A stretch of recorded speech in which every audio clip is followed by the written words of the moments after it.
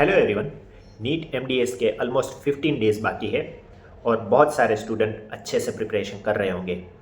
आज के वीडियो में मैं वो 3 मोस्ट इम्पोर्टेंट मिस्टेक्स जो जनरली स्टूडेंट्स करते हैं वो डिस्कस करना चाहता हूँ, बिकॉज ये मिस्टेक्स मैंने अपने रियल लाइफ में देखी हुई है और उसमें से कुछ मैंने करी हुई है।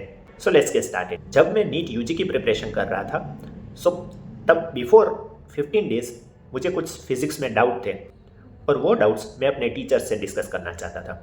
मैं जैसे ही उनके कैबिन में गया, मुझसे आगे एक और स्टूडेंट था जो डाउट्स लेके बैठा हुआ था और वो डिस्कस कर रहा था सर से।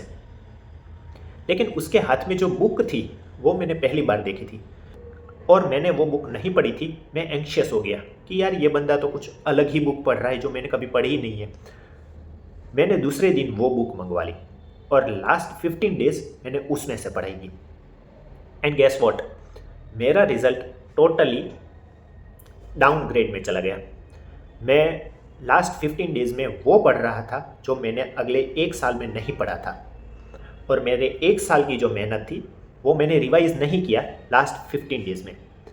तो सबसे पहली मोस्ट इम्पोर्टेंट मिस्टेक जो स्टूडेंट करते हैं वो ये है कि लास्ट 15 डेज में कुछ नया पढ़ने का ट्राई करते हैं। प्लीज़, अगर आपने अच्छे से प्रिपेयर किया है 1 साल से, अगर आप 1 साल से अच्छे से मेहनत कर रहे हैं तो सिर्फ उस पर ही फोकस कीजिए। अपने बेस को, अपने बेसिक्स को कभी मत छोड़िए। आपने अब तक जो भी पढ़ा है उसे सिर्फ रिवाइज करते रहिए। क्वेश्चंस सॉल्व कर सकते हैं, आप मॉक टेस्ट दे सकते हैं, आप previous year question paper solve कर सकते हैं। अब आपका ब्रेन अगर उसमें आपने फोकस किया है तो आपने जो प्रीवियसली बहुत सारी जो मेहनत की है वो वेस्ट हो जाएगी। दूसरा एग्जाम्पल लेते हैं।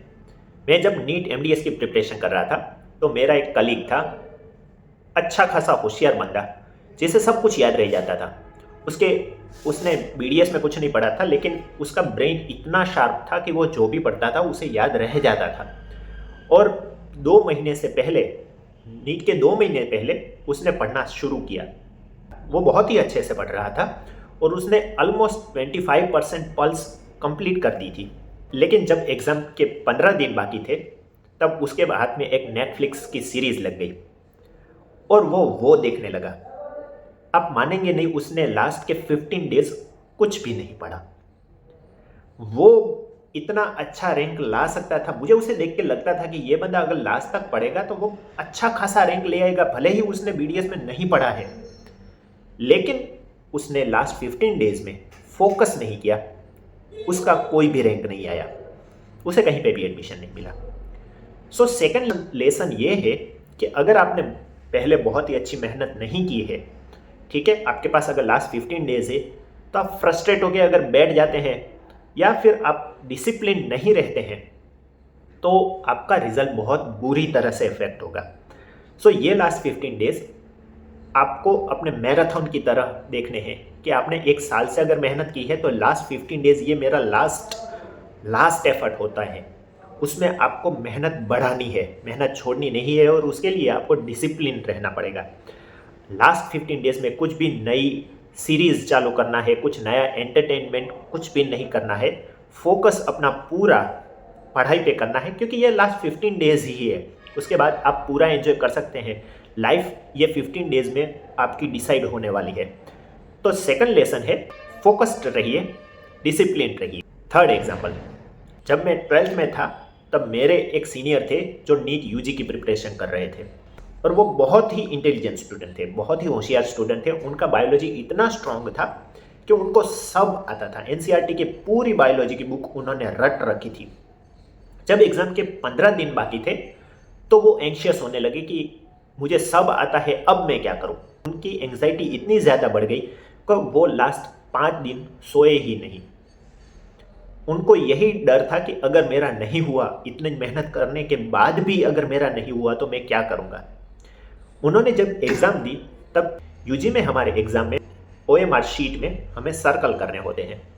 तो बायोलॉजी की उनको सारे क्वेश्चन आते थे, एक ही क्वेश्चन नहीं आता था। और उन्होंने सारे जब सर्कल कंप्लीट किए तो लास्ट में एक सर्कल बाकी रह गया। उन्होंने बीच में कोई क्वेश्चन छोड़ दिया था लेकिन सर्कल सारे कंप्लीट कर दिए, बिकॉज उन्होंने लास्ट 5 डेज नींद ही नहीं ली थी। वो इतने एंशियस थे कि उनको सब आता था फिर भी अच्छा परफॉर्म नहीं कर पाए और उनका कोई रैंक नहीं आया। तो थर्ड लेसन हमारा ये है कि अगर आपने अच्छे से पढ़ा है, अगर आपने मेहनत की है, तो एंग्शियस मत होइए। अगर थोड़ी बहुत एंग्जाइटी रहती है तो वो अच्छी बात है, बिकॉज आपका ब्रेन फोकस रहता है एंग्जाइटी में। लेकिन एंग्जाइटी को आउट ऑफ कंट्रोल ना होने दें। उसके लिए प्रॉपर स्लीप लीजिए, थोड़ा बहुत एक्सरसाइज करिए, प्रॉपर आप डाइट लीजिए, नींद आपकी अच्छे से पूरी होनी चाहिए। अगर एंग्जाइटी रहती है तो अपने सीनियर से, अपने स्टाफ से, अपने कलीग्स से डिस्कस करिए। बट ये लास्ट के 15 डेज कुछ भी ज़्यादा सोचना कि अगर मेरा नहीं हुआ तो मैं क्या करूँगा, आप डर के बैठ गए, आपको नींद नहीं आ रही है, ये नहीं करना है। आप ऐसा सोचिए कि ये एक सिर्फ फॉर्मेलिटी है, आपको सब आता है। अगर आपने अच्छे से मेहनत की है तो अपने आप पे थोड़ा कॉन्फिडेंस रखिए। ओके, सो आई होप इस वीडियो से कुछ हेल्प होगी। आई होप आप एंग्शियस नहीं होंगे, आपने जो पढ़ा है उस पर ही फोकस करेंगे, कुछ भी नया पढ़ने का ट्राई नहीं करेंगे। अगर आपने कुछ भी नहीं पढ़ा है तो जितना हो सके उतना अच्छे से पढ़ने का ट्राई करेंगे। कुछ भी ज़्यादा सोचना नहीं है कि मेरा रैंक आएगा नहीं आएगा, मुझे एडमिशन मिलेगा नहीं मिलेगा। आपका काम है सिर्फ मेहनत करना, जितना हो सके उतना मेहनत कर लीजिए। ये फाइनल चांस है आपका मेहनत करने का।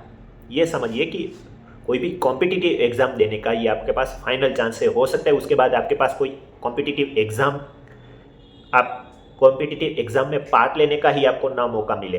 हो सकता है उसके बाद आपको प्रूव करने का अपने आप को मौका ही ना मिले। तो उसके लिए अच्छे से मेहनत कीजिए, प्रॉपर डाइट लीजिए, आप ठीक से नींद लीजिए, थोड़ी बहुत एक्सरसाइज करते रहिए और बार बार रिवाइज करते रहिए। अगर आपको कुछ डाउट है, कुछ क्वेरीज है, तो आप मुझे कमेंट सेक्शन में लिख के भेज सकते हैं। Best of luck.